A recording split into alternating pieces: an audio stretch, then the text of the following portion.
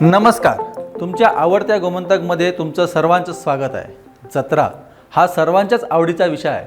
लहानांपासून थोरांपर्यंत सगळ्यांनाच जत्रेची ओढ असते.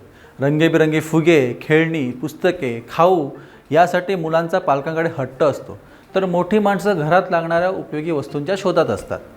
विविध वस्तूंच्या फेऱ्या आणि फेरीवाले हे जत्रेचं मुख्य आकर्षण आहे. ज्या दिवशी जत्रा असते त्याच्या आदल्या दिवसापासून हे फेरीवाले आपापली दुकानं थाटण्यात व्यस्त असतात.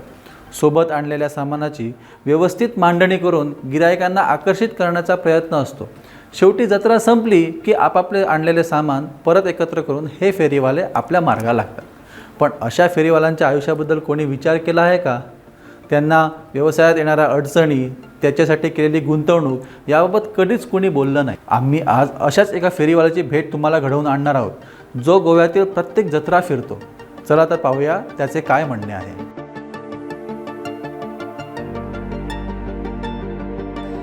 जत्रेतील फेरीवाले हे जत्रेचं मुख्य आकर्षण असते.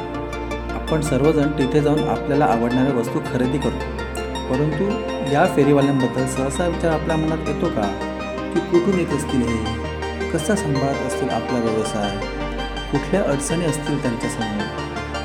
अशाच एका जत्रेत या आजोबांची आमची भेट झाली. आर्थिक चणचण असल्याने सातवीनंतर शाळा सोडावी लागली खरी, पण काहीतरी करण्याच्या जिद्दीने फुले विकण्याचा व्यवसाय त्यांनी सुरू केला. लहान वयात सुरू केलेला फुलांचा व्यवसाय 7-8 वर्षे चालविल्यावर त्यांनी मोटरसायकलने भाडे मारण्यास सुरुवात केली. काही काळ ते झाल्यावर त्यांनी वडापावची गाडी सुरू केली.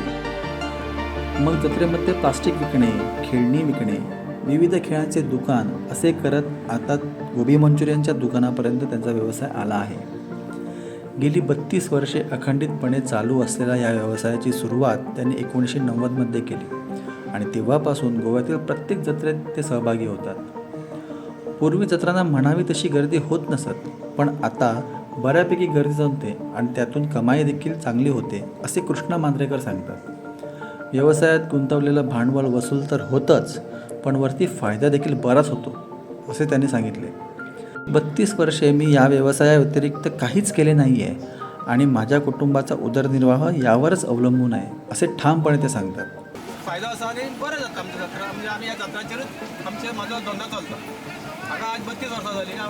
32 वर्सां झाली धंदा माझा फक्त जात्रेनूच म्हणजे आमच्या भुरग्या बाळाचे आमच्या बाय भुरग्याचे सगळे पयलीपासून आमचे इतूनच चलता. आणि कसं हांवें दुसरो असो धंदो जावं काम जावं असं काय करूंक ना. होच माझा असो पयलीपासून ल्हानपणी. आणि फुलाचो स्टार्टींग म्हाजो फुलाचो धंदो. ल्हानपणीनी हांव 12 वर्सां आसतना फुलां चालू केल्ली. फुलां हितून मागीर शाळेन आनी स्कुलान खूब अशें हें जालें. मागीर फुलाचो धंदो सोडलो आनी मागीर हो धंदो चालू केला 1990. तो अजून पासून माझा हो धंदो चालू आसा. तेन्ना मला लॉस अशें कांय ना. म्हाका बरं जात्रा न्हय, हांव असो वयर सरला इतलेंच. वयाच्या 60व्या वर्षी देखील या वयाने वृद्ध आणि मनाने तरुण असलेल्या आजोबांचे अप्रूप वाटले. आपले संपूर्ण आयुष्य जत्रेवर घालविलेले असे फेरीवाले जर जत्रेत नसतील तर आपल्या आयुष्यात चवदार क्षण कोण भरेल?